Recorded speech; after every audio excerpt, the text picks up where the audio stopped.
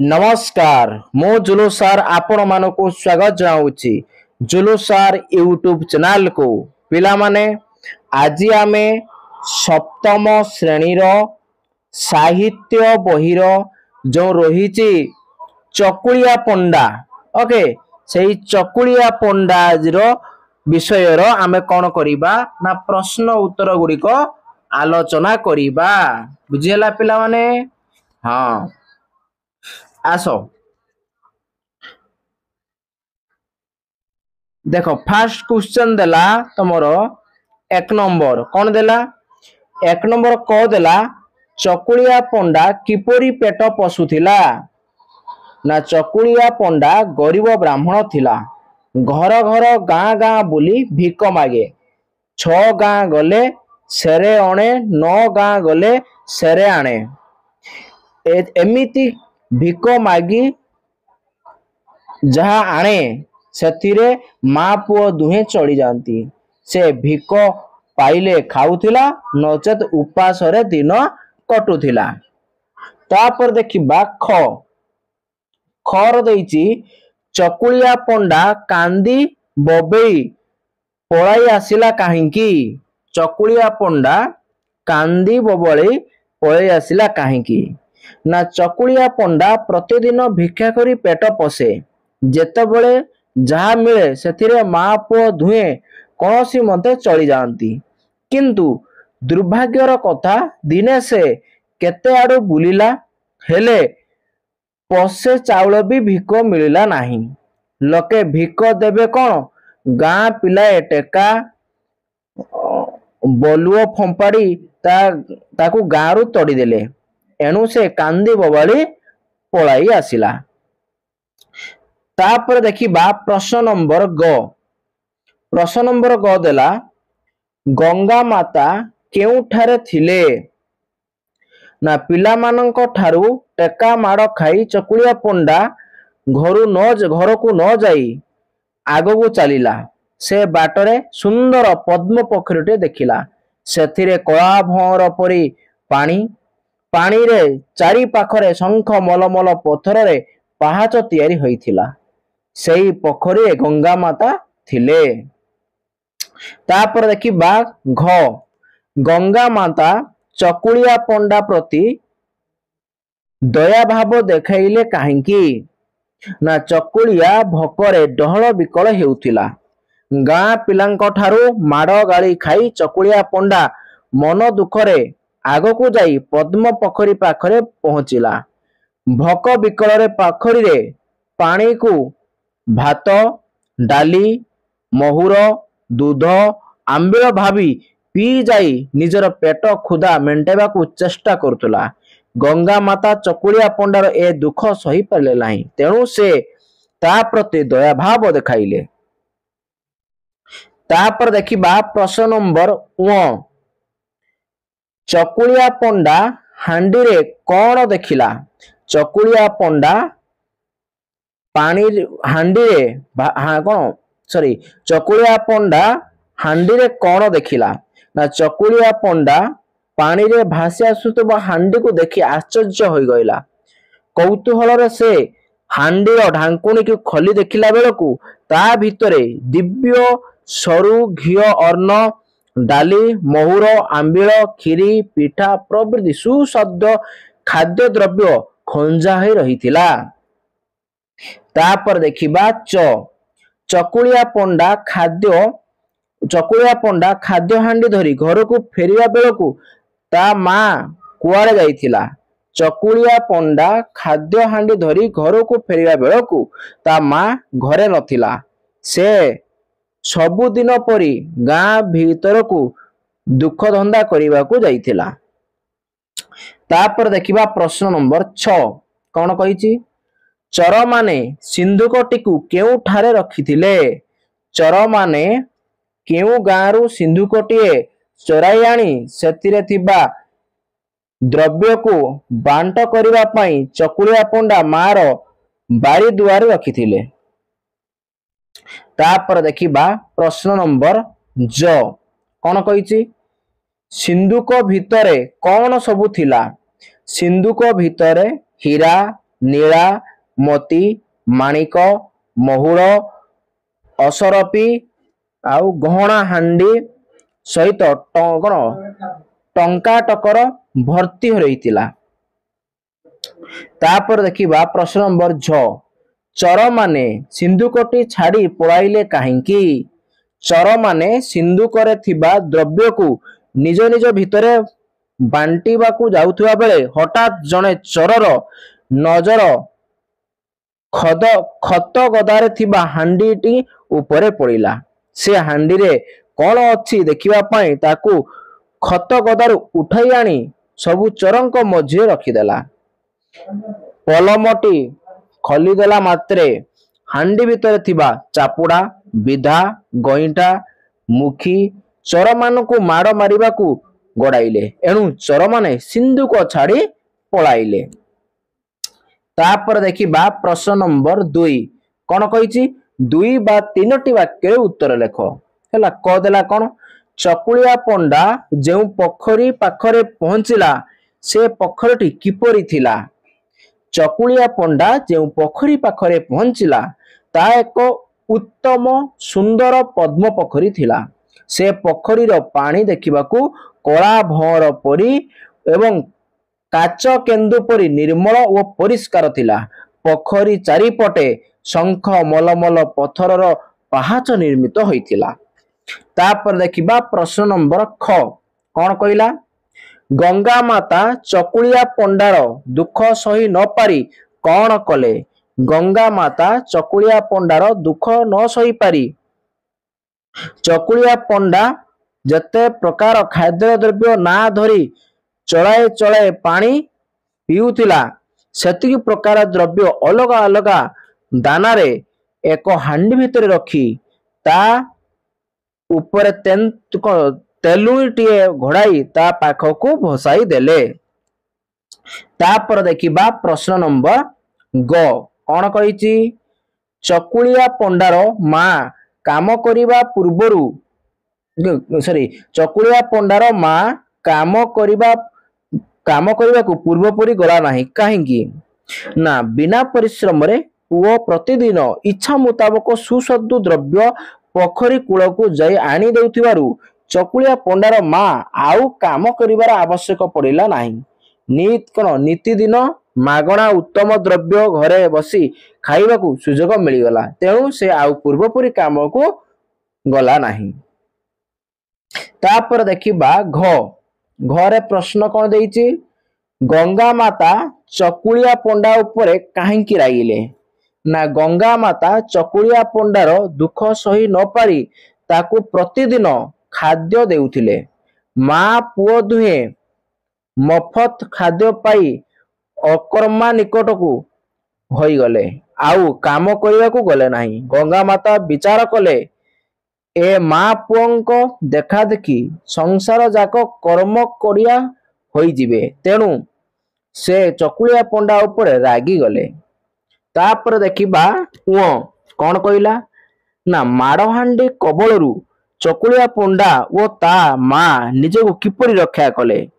ଗଙ୍ଗା ମାତା ପଠାଇଥିବା ମାଡ଼ହାଣ୍ଡିକୁ ଖୋଲିଦେବା ମାତ୍ରେ ଚକୁଳିଆ ପଣ୍ଡା ଉପରେ ବିଧା, ଗଇଠା, ଚାପୁଡା ଆଦି ମାଡ଼ ବର୍ଷଣ ହେବାକୁ ଲାଗିଲା। ବିକଳରେ ସେ ବୁଦ୍ଧି ଖଟାଇ ହାଣ୍ଡି ଉପରେ ତେଲୁଣିଟିକୁ ଘୋଡ଼ାଇ ଦେବା ପରେ ତା ଉପରେ ମାଡ଼ ବର୍ଷଣ ବନ୍ଦ ହୋଇଗଲା। ସେ ହାଣ୍ଡିଟିକୁ ନେଇ ଶିକା ଉପରେ ରଖିଦେଲା। ତା ମା ତ ସେ ବିଷୟରେ କିଛି ଜାଣିନଥିଲା। ସେ ଗାଁରୁ ବୁଲି ସାରି ଶିକାରୁ ହାଣ୍ଡିଟି ଆଣି ତେଲୁଣିଟିକୁ ଖୋଲି ଦେଉ ଦେଉ ତା ଉପରେ ମାଡ଼ ବର୍ଷଣ ହେଲା। ସେ ବୁଦ୍ଧି ଖଟାଇ ହାଣ୍ଡିରେ ତେଲୁଣିଟି ଘୋଡ଼ାଇ ଦେବାରୁ ମାଡ଼ରୁ ରକ୍ଷା ପାଇଗଲା। ତାପରେ ଦେଖିବା ପ୍ରଶ୍ନ ନମ୍ବର ଚ। କଣ କହିଛି? ନା, ଦେଲା ଗରିବ ଚକୁଳିଆ ପଣ୍ଡା ଓ ତା ମା ଧନୀ ହେଲେ କିପରି? ଚୋର ଦଳ ଚୋରି କରି ଆଣିଥିବା ସିନ୍ଧୁକକୁ ବୁଢ଼ୀ ବାରିଦ୍ୱାରରେ ରଖି ବଣ୍ଟା ବଣ୍ଟି କରିବାକୁ ବିଚାର କଲେ। ଏହି ସମୟରେ ମାଡ଼ହାଣ୍ଡି ଉପରେ ଜଣେ ଚୋରର ଦୃଷ୍ଟି ପଡ଼ିଲା। ସେଥିରେ କଣ ଅଛି ଜାଣିବାକୁ ସେ ହାଣ୍ଡିଟିକୁ ଆଣି ସମସ୍ତଙ୍କ ମଝିରେ ରଖି ପଲମଟି ଖୋଲିଦେଲା। ସଙ୍ଗେ ସଙ୍ଗେ ସମସ୍ତଙ୍କ ଉପରେ ମାଡ଼ ବୃଷ୍ଟି ହେଲା। ଏଣୁ ଚୋରଦଳ ଜୀବନ ବିକଳରେ ପଳାଇଲେ। ବୁଢ଼ୀ ଘରେ ଥାଇ ସବୁ ଶୁଣିଥିଲା। ଚୋରମାନେ ଯିବା ପରେ ସିନ୍ଦୁକ ଖୋଲି ସେଥିରେ ଧନରତ୍ନ ଭର୍ତ୍ତି ହୋଇଥିବା ଦେଖିଲା। ମା ପୁଅ ଧନତକ ସବୁକୁ ବହି ଆଣିଲେ। ଏପରି ଭାବେ ଚକୁଳିଆ ପଣ୍ଡା ଓ ତା ମା ଧନୀ ହୋଇଗଲେ। ତାପରେ ଦେଖିବା ପ୍ରଶ୍ନ ନମ୍ବର 3 କଣ କହିଛି ନା ପୂର୍ବାପର ସମ୍ପର୍କ ସହ ସରଳ ଭାଷାରେ ବୁଝାଇ ଦିଅ। ସେ ତ କାହା ବିକଳ ସହି ପାରନ୍ତି ନାହିଁ। ସେ ତ ସହି ପାରନ୍ତି ନାହିଁ। ଉକ୍ତ ଗଦ୍ୟାଂଶଟି ଗୋପାଳ ଚନ୍ଦ୍ର ପ୍ରହରାଜଙ୍କ ଲିଖିତ ମାଡ଼ହାଣ୍ଡି କଥା ଗଳ୍ପରୁ ଆସିଅଛି। ଦେବଦେବୀମାନେ କିଭଳି ଭୋକିଲା ଦୁଃଖୀ ଲୋକଙ୍କ କଷ୍ଟ ସହି ପାରନ୍ତି ନାହିଁ ତାହା ଏଠାରେ ଗାଳ୍ପିକ ବର୍ଣ୍ଣନା କରିଛନ୍ତି। ଥରେ ଖାଦ୍ୟ ନ ପାଇ ଚକୁଳିଆ ପଣ୍ଡା ଭୋକରେ କରଡ଼ି ଜଳୁଥିଲା। ପୋଖରୀଟିରେ କାଚକାନ୍ଦୁ ଭଳି ନିର୍ମଳ ପାଣି ଦେଖି ତାର ଲୋଭ ହେଲା। ସେ ବିଭିନ୍ନ ସୁସ୍ୱାଦୁ ଖାଦ୍ୟର ନାଁ ଡାକି ଡାକି ଚଳେ ଚଳେ ପାଣି ପିଇଗଲା। ପୋଖରୀରେ ଗଙ୍ଗାମାତା ଥିଲେ। ଦେବୀମାନେ ଦୟାର ଅବତାର। ତେଣୁ ସେ ଚକୁଳିଆ ପଣ୍ଡାର ଭୋକ ବିକଳ ସହି ପାରିଲେ ନାହିଁ। ସୁତରାଂ ଚକୁଳିଆ ପଣ୍ଡା ଯେଉଁ ସବୁ ଖାଦ୍ୟର ନାଁ ଧରି ପାଣି ପିଉଥିଲା ସେହି ସବୁ ସୁସ୍ୱାଦୁ ଖାଦ୍ୟ ଗୋଟିଏ ହାଣ୍ଡିରେ ଭର୍ତ୍ତି କରି ତା ଉପରେ ତେଲୁଣୀଟିଏ ଘୋଡ଼ାଇ ତା ନିକଟକୁ ଭାସି ଆସୁଥିଲା। ଚକୁଳିଆ ପଣ୍ଡା ଖାଦ୍ୟ ହାଣ୍ଡି ପାଇ ମହାନନ୍ଦରେ ଖାଇଲା ଏବଂ ବିକଳ ବାକିତକ ମା ପାଇଁ ଘରକୁ ନେଇଗଲା। ତାପରେ ଦେଖିବା ଖ କଣ କହିଛି ଏମିତି ମା ପୁଅ ମୁହଁ ମାଗଣା ଭାତରେ ଲାଗିଯାଏ। ଏମିତି ଲାଗିଯାଏ। ଉକ୍ତ ଗଦ୍ୟାଂଶଟି ଗୋପାଳଚନ୍ଦ୍ର ପ୍ରହରାଜଙ୍କ ଲିଖିତ ମାରହାଣ୍ଡି ଗଳ୍ପରୁ ଉଦ୍ଧୃତ। ମାଗଣା ଖାଦ୍ୟରେ ମା ପୁଅଙ୍କର ମନ କିଭଳି ଲାଗି ଯାଇଥିଲା ଗାଳ୍ପିକ ଏଠାରେ ପ୍ରକାଶ କରିଛନ୍ତି। ଚକୁଳିଆ ପଣ୍ଡାର ଭୋକ କଷ୍ଟ ସହି ନପାରି ଗଙ୍ଗାମାତା ହାଣ୍ଡି ପଠାଇଥିଲେ। ଚକୁଳିଆ ପଣ୍ଡା ନିଜେ ମନ ଭର ପେଟେ ଖାଇଲା ଏବଂ ବାକିତକ ମା ପାଇଁ ନେଇଗଲା। ମାତ୍ର ପ୍ରତିଦିନ ସେହିପରି କଲା ଓ ଖାଦ୍ୟ ପାଇଲା। ନୀତି ସୁସ୍ୱାଦୁ ଭୋଜନ ପାଇ ମା ପୁଅ ହେଣ୍ଡି ମାରି ବୁଲିଲେ। କୌଣସି କାମଧନ୍ଦା କଲେନି। ମା ପୁଅକୁ ନିତି ଫୋକଡ଼ରେ ମିଳୁଥିବା ଦିବ୍ୟ ଭୋଜନ ଆଣିବାକୁ ପରାମର୍ଶ ଦେଉଥିଲା। ଇମିତି ମା ପୁଅଙ୍କର ମାଗଣା ଭାତରେ ମନ ଲାଗି ଯାଇଥିଲା। ତେଣୁ ପ୍ରତିଦିନ ମା ପୁଅ ଖାଦ୍ୟ ହାଣ୍ଡିକୁ ଚାହିଁ ରହୁଥିଲେ। ତାପରେ ଦେଖିବା ପ୍ରଶ୍ନ ନମ୍ବର ଗ କଣ କହିଛି ନା ମୁଁ ୟା ବିକଳ ସହି ନପାରି ୟାକୁ ଖାଇବାକୁ ଦେଲି ବୋଲି ମା ପୁଅ ଦୁହେଁ ଇନ୍ଦ୍ରଚନ୍ଦ୍ର ମାନିବାକୁ ନାହାନ୍ତି। ମୁଁ ୟା ବିକଳ ମାନିବାକୁ ନାହାନ୍ତି। ଉଦ୍ଧୃତାଂଶଟି ଗୋପାଳଚନ୍ଦ୍ର ପ୍ରହରାଜଙ୍କ ଲିଖିତ ମାରହାଣ୍ଡି କଥା ଗଳ୍ପରୁ ଆନୀତ। ମାଗଣା ଖାଦ୍ୟ ପାଇଲା ପରେ ମା ପୁଅଙ୍କର ଠକିବା ମନୋବୃତ୍ତି କଥା ଏଠାରେ ବର୍ଣ୍ଣିତ। ଚକୁଳିଆ ପଣ୍ଡାର ଦୁଃଖ ସହି ନପାରି ଗଙ୍ଗାମାତା ଖାଦ୍ୟ ହାଣ୍ଡି ପଠାଇଲେ। ମା ପୁଅ ପ୍ରତିଦିନ ସୁସ୍ୱାଦୁ ଭୋଜନ ପାଇ ଆଉ କାମଧନ୍ଦା କଲେ ନାହିଁ। ଗାଁ ଯାକ ହେଣ୍ଡି ମାରି ବୁଲିଲେ। ଇନ୍ଦ୍ରଚନ୍ଦ୍ର ମାନିଲେ ନାହିଁ। ଏସବୁ ଦେଖି ଗଙ୍ଗାମାତା ସହିପାରିଲେ ନାହିଁ। ସେ ଦେଖିଲେ ସୁବିଧା ପାଇ ମା ପୁଅ ତାର ଅପବ୍ୟବହାର କରୁଛନ୍ତି। ତେଣୁ ତାଙ୍କୁ ଉଚିତ ଶିକ୍ଷା ଦେବା ପାଇଁ ସ୍ଥିର କଲେ। କୌଣସି ସୁବିଧାର ଅପବ୍ୟବହାର କଲେ ଈଶ୍ୱର ଦଣ୍ଡ ଦିଅନ୍ତି। ତାପରେ ଦେଖିବା ପ୍ରଶ୍ନ ନମ୍ବର 4 କଣ କହିଲା ନା ତଳେ ଦିଆଯାଇଥିବା ଶବ୍ଦ ଗୁଡ଼ିକର ବିପରୀତ ଶବ୍ଦ ଲେଖିବା। ଆଚ୍ଛା ଯେମିତି ଦୁଃଖର ସୁଖ ହେଲା, ସତର ମିଛ, ଅଳସୁଆର କର୍ମଠ, ସିଧା ବଙ୍କା ତେଡ଼ା, सकाळ संध्या। तापर देखिबा प्रश्न नंबर 5 बुद्धि बाट बारा बारी भली आउ पांचटी जुग्म शब्द लेख। एमिति बुद्धि बाट बारा बारी से भली आउ पांचटी जुग्म शब्द लेखिबा। टंका टंकर, उत्तम सुंदर, कांद बवाली, धर पगड़, पेट पाटना। तापर देखिबा प्रश्न नंबर 6 कौन कही वाक्य व्यवहार कर। अच्छा भक शशरे करडी जलिबा, आनंदरे बुद्धिबाट न दिशिबा, आउ मन कुंडेमट होई जिबा, मुह हांडी देबा मुह भांगी देबा, आउ कटिनिधि मिलिबा। ए सबू को नेकी हमें वाक्य गठन करिबा। अच्छा फास्ट देखिबा भक शशरे करडी जलिबा कौन लकटी 3 दिन हेला खाइबा को न पाई भक शशरे तार करडी जली होउची। तापर देखिबा आनंदरे बुद्धि बाट न दिशिबा, सुना बैंक चाकरी पाइथिबा कथा सुनी ता माँ को आनंद रे बुद्धि बाट दिशिला नाही। तापर देखिबा मन कुंडेमट होई जिबा, समस्त ठारू डाक्तर पुअर प्रशंसा सुनी राजू बाबूंकर मन कुंडेमट होई गला। तापर देखिबा प्रश्न नंबर मुह भांगी देबा, दुष्ट लोकंकु उपयुक्त शास्ति देई सेमानंक मुह हांडी भांगी देबा। तापर देखिबा कटिनिधि मिलिबा, हजी जाइथिबा पुओ को 10 वर्ष पर देखी गोपाल बाबू को कटिनिधि मिली जाइथिला परी लागिला। तापर देखिबा प्रश्न नंबर 7 कौन कही ना तले थिबा प्रत्येक प्रश्न पई 3टी संभाव्य उत्तर बंधनी मध्य लेखा जाइछि। ठीक उत्तर टी बाछ ओ लेख। तापर देखिबा क गंगा माता कौन होई संसार सबु माड़ हांडी रे पुरई देइले। कौन हब रे गंगा माता कौन होई संसार सबु माड़ हांडी रे पुराइले कौन हब रे हताश। एडा उत्तर हब राग तम तम। कौन हब राग तम तम।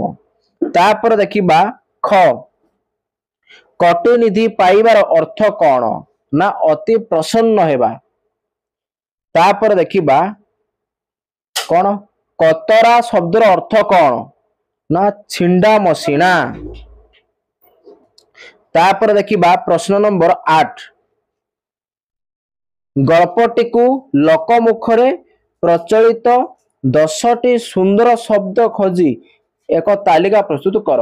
सेमिति 6 गाँ 9 गाँ सेमिति कौन हबो ना 7 ताल पानी, चलाए, कणे हैला, गटिया गटी, दौड़ा, दुख करिबा को हैला, टुमाटुम, 6 तियण 9 भजा, अठिल। ये थिला पिला माने तुमरो माड़हांडी गल्पर ये थिला एति नंबर प्रश्न थिला हैला। तेणु जो माने भी एत पर्यंत वीडियो को लाइक करिनो फटाफट वीडियो को लाइक करी पकाओ, संग साथी मानक वीडियो को शेयर करी पकाओ एवं चैनल को नुआ करी आस्तेले सब्सक्राइब करी पाखर थिबा घंटी बेल को दबाई दियो। ओके तना आज रखिबा पिला माने बाय बाय।